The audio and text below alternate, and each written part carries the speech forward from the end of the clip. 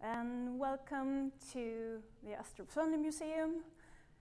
My name is Marianne, and today I'm going to take you to a guided tour here in the museum.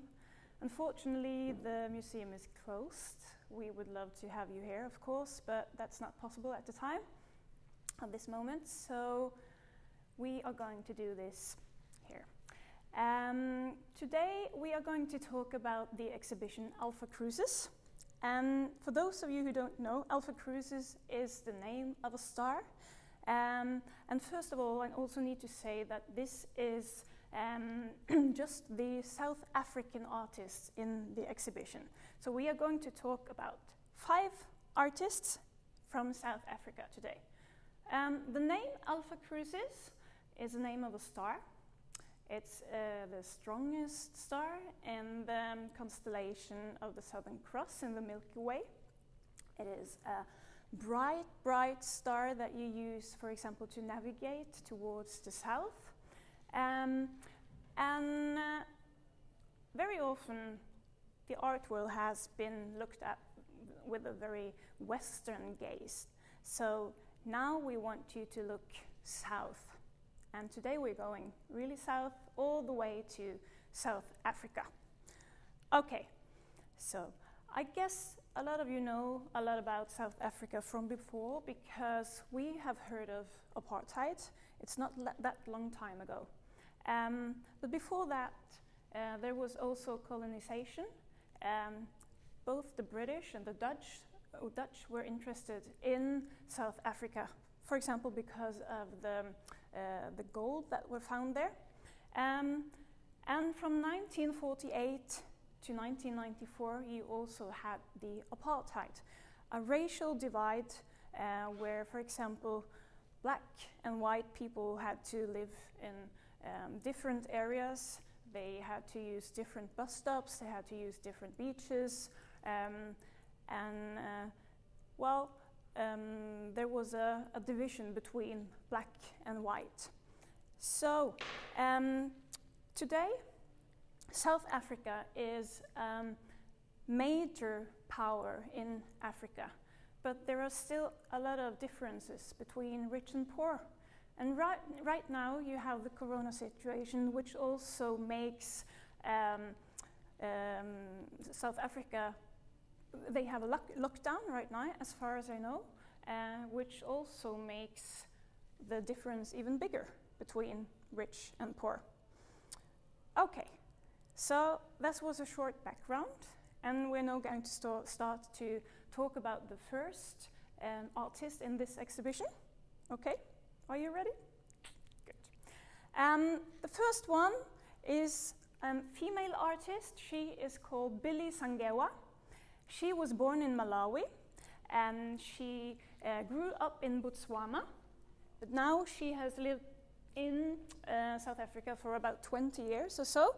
And I want you to look from a distance first, because when you take a look at her art, it might look like paintings from a distance, very colorful paintings. But then we need to look much further and much closer. So just come on over. When you get closer, you can see that these are not paintings at all. You can see that it's actually textile. These are sewn, it's collage, and it's made out of raw silk, which is very delicate. You get this very shiny texture with a lot of reflections in it. And Billie Zangara, she was collecting those samples in different places. She has a background from fashion, really.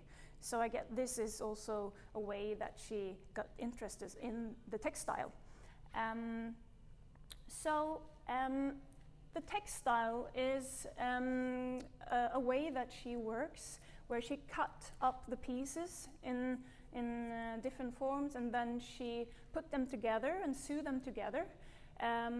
And you can see that she has a background from fashion. It's actually herself that is the protagonist in her pictures quite often, and it's not a coincidence what she's wearing in the pictures. It's a beautiful dress. Her mother had a sewing group when Billie Zangara was young. So as a grown-up, she had started to think about how these women were meeting together, and maybe they came in and they had a lot of stress that they brought with them into the sewing group. But then after a while, when they had been sewing and when they had working with their embroideries and stuff like that, after a while they sort of seemed less stressed than they were before they started.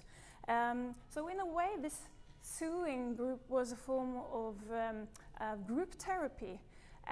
So that's actually quite interesting, because today we cannot meet each other, but maybe you can find some kind of handcraft, handiwork that you can work with and you can sew, and maybe that feels a little meditative in a way, so you can try that. Okay, so the textile has quite often been looked at something that is female activity, and Billie Zangara wants to sort of elevate the textile work, so she makes it into art, beautiful art.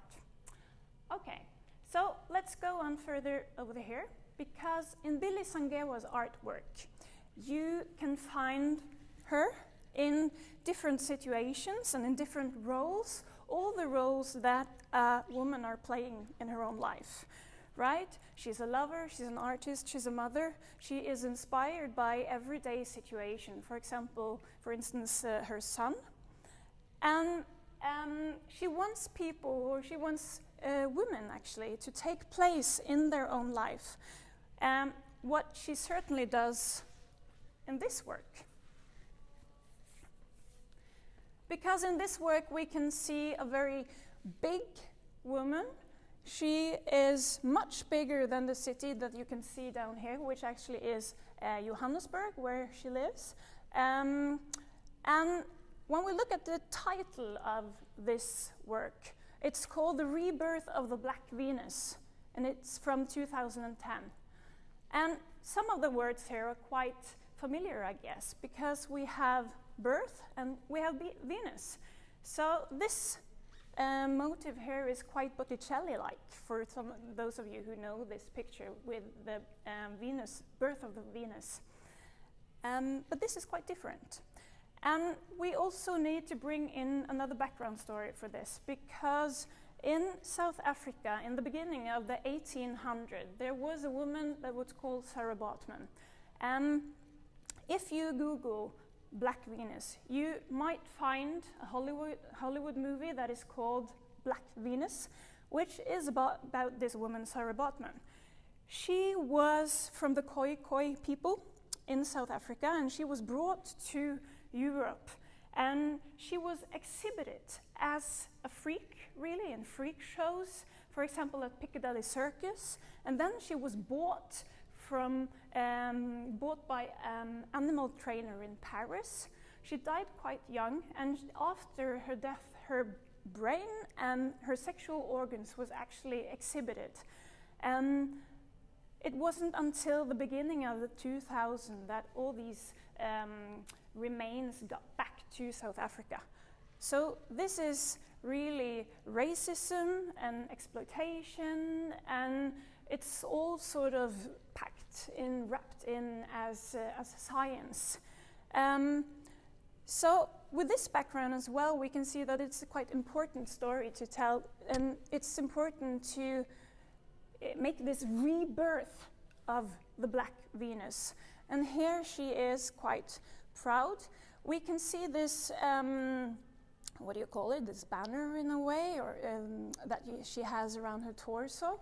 And I don't remember exactly what it said, but it's about being yourself and sort of the whole complexity of yourself as a woman.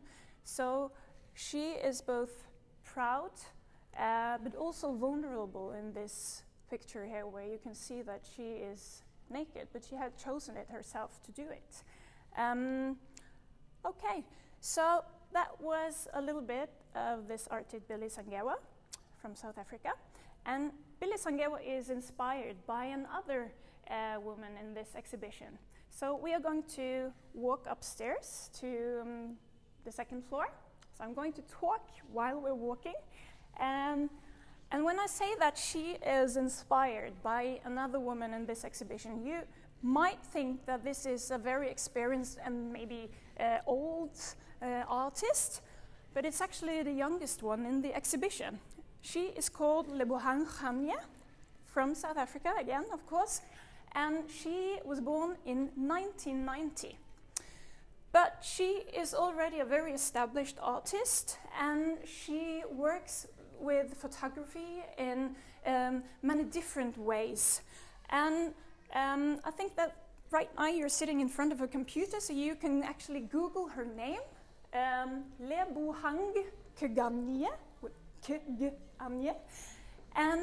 And I'd like you to take a look at one of her earlier works from, I think it's from 2013, with it not exhibited here in the museum. And it's called Ke Lefalaka, and it means her story. It is in Soto, which is the language that she talks. And this is a work that she made after her mother died. Her mother died very young, and she was grieving, and she then figured out that she wanted to find some memories from her mother, and she was walking around in the house, and she found old clothes that her mother had been wearing. And some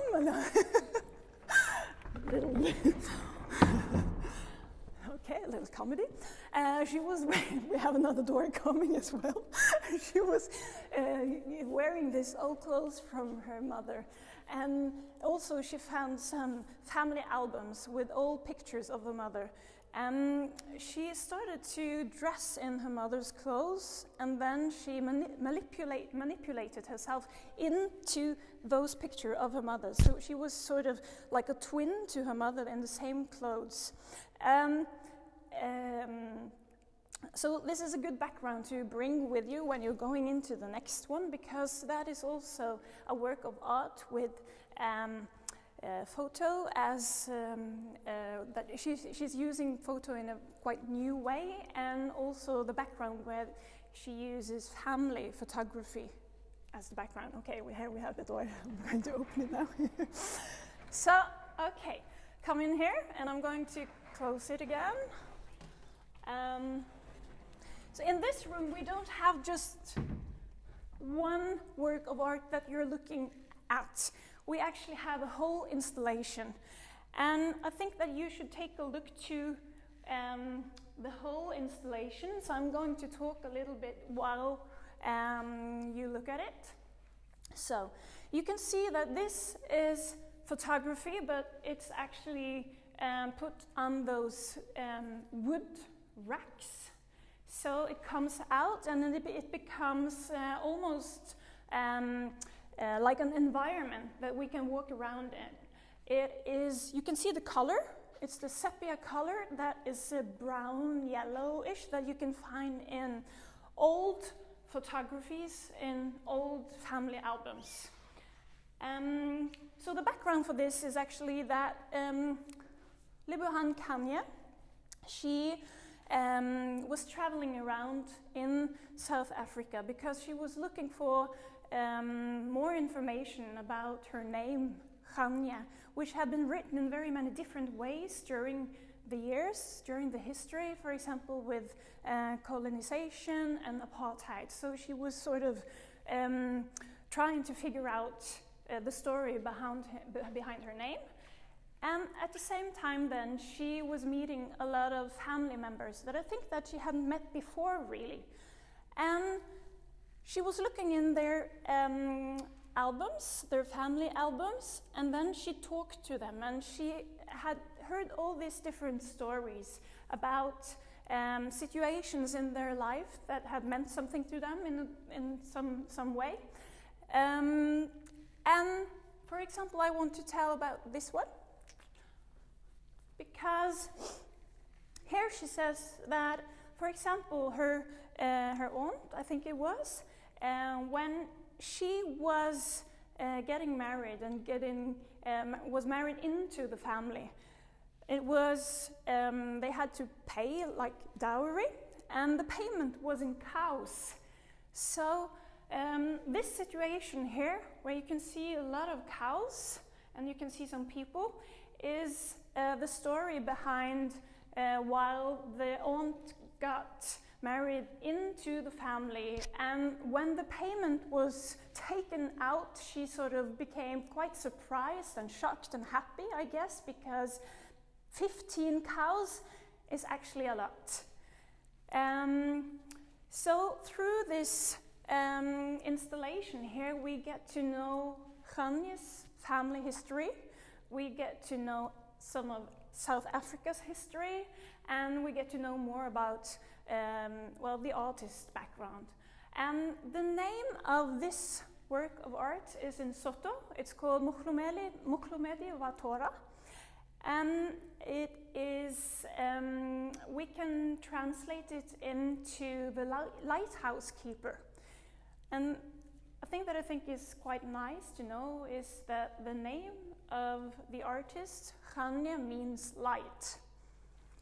So, okay, now we're going to go from the youngest one in the exhibition, and then we're going over to the oldest one. But I don't mean to say that he's old, because he was born in 1956.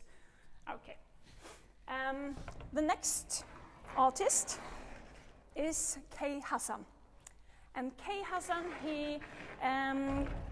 he grew up in Alexandra, a township in Johannesburg. And if you have heard his name before, you might know some of his art, which is actually, it looks like paintings, like big portraits of faces. But when you get a closer look, you can see that it's actually billboards or posters that he has torn in pieces and then put together to make this beautiful face. And I think that is quite a nice symbol of South Africa, actually, that, like a country that sort of has been torn apart and putting it together and building it up again. But this work that we are going to look at now is a different work, and it is an installation, because Kai Hassan, he is really, if you go, he is a storyteller, and he is very interested also in memories and in the stories to all the people that has owned the things that you can see here in this exhibition and in other artworks as well. So we are now going into my father's music room. Not my father, but Kai Hassan, that's the title of the work. So let's go in and take a look and listen.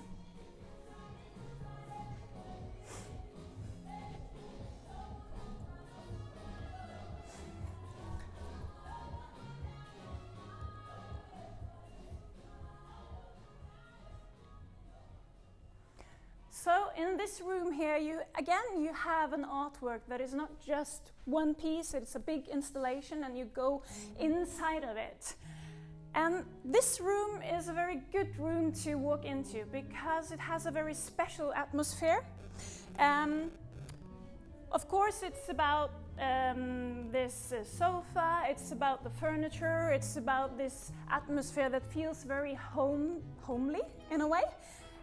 You feel at home. But also it's about music, because if you listen now, you can hear that there's music in this room, and that makes something with how we feel in this room, at least me. And K. Hassan, he has said that, well, he grew up during apartheid. If you could get into a room with music, you can sort of forget all the trouble and all the things outside of that bubble that you are in. This is also the situation in apartheid, under apartheid. He said that he has looked to America and to the situation with Afro-American people in the 50s and the 60s and the civil rights movements. And when he looked at that, he sort of got hope looking at that. So that's why he also listens a lot to American jazz, because it gives hope. So now I want to give you a little task in a way, because of the corona situation. I guess a lot of you are back home. Maybe you're lonely, maybe you're sad, maybe you can't meet other people at all. And put up some music. Find some music that you really like and turn the volume up. And then probably you will feel better, but the music is quite healing. Okay. Then we'll go into the mezzanine.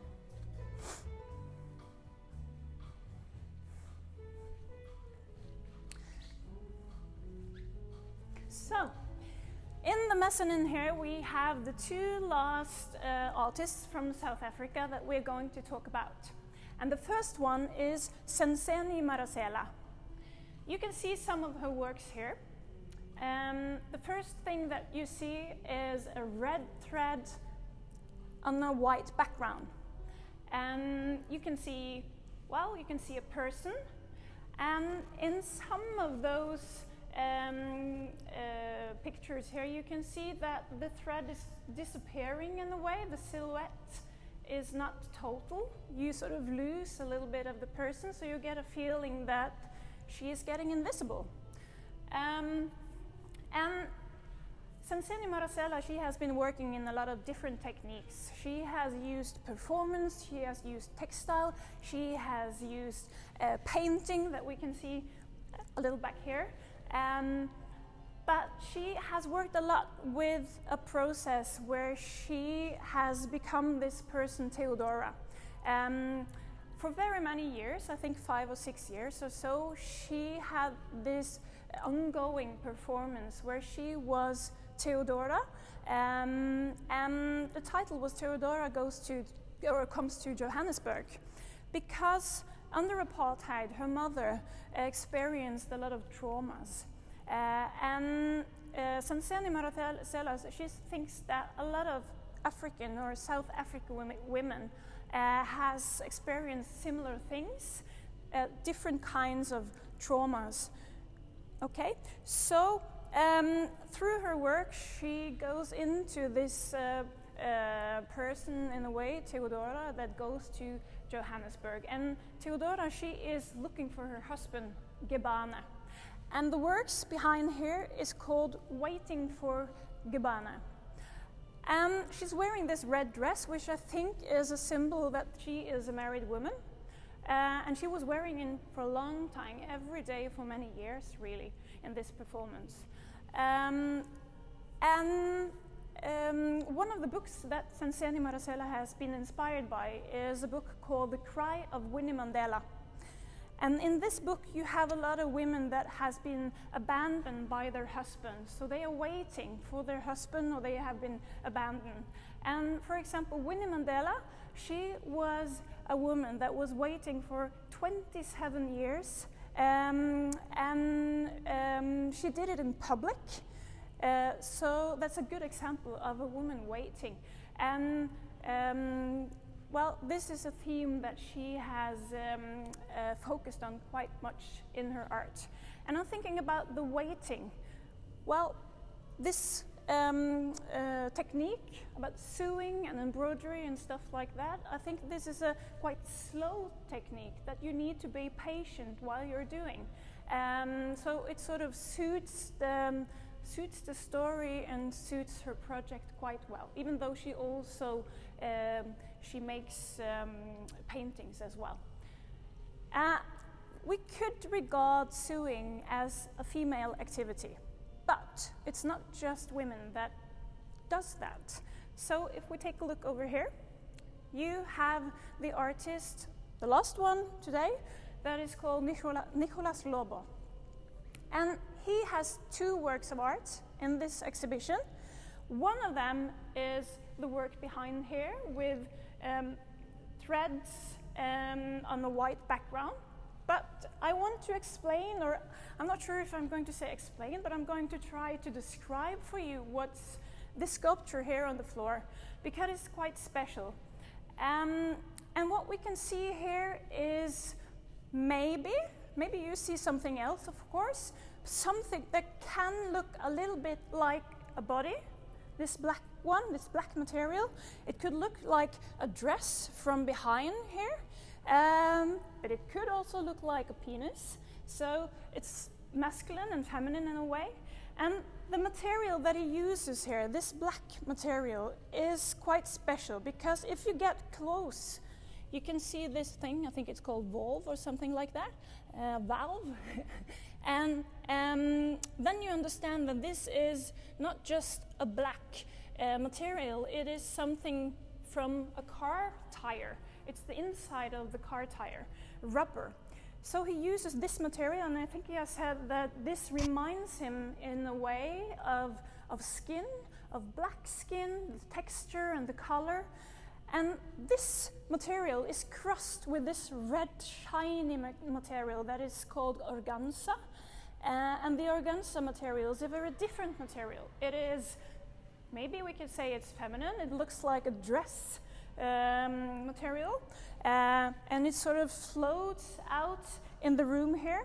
And also, all this red coming out could remind us of blood when it's put like this. So it looks a little bit like the blood is coming from the black body. And the black body, if that is what we see, is sitting in a chair, and quite often, it's not so easy to see the chair, but quite often those chairs have this colonial style. An important thing as well is that these two very different and contrasting materials have been united in this work. So you should take a look at these stitches here, the red stitches that can look a little bit like stitches on a wound. So what we have here is, again, two materials sort of sewn together with this very heavy thread. I'd like you to take a look at the label here, which is this one. Because I'm not able to say that to you, because it is in the Xhosa language, a Xhosa language, a language with a lot of clicking sounds.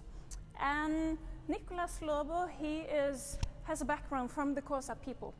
And that's quite important for this work. First of all, it's not translated, so it's make this work very open for interpretation. Another thing is that you feel that his identity as a Xhosa man is quite important for the work.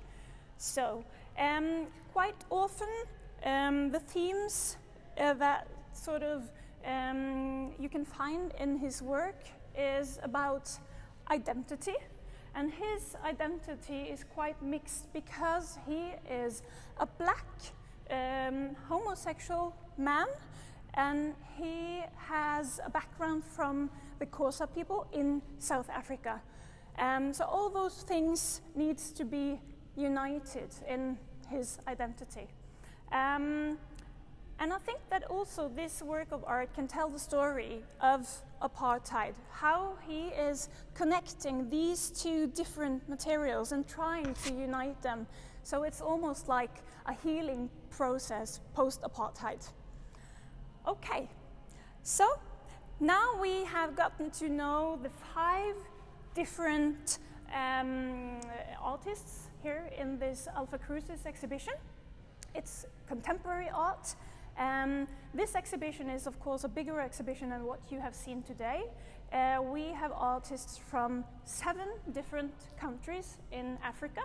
Africa is a country of 54 countries, so this is only a taste. There are 17 different artists in this exhibition.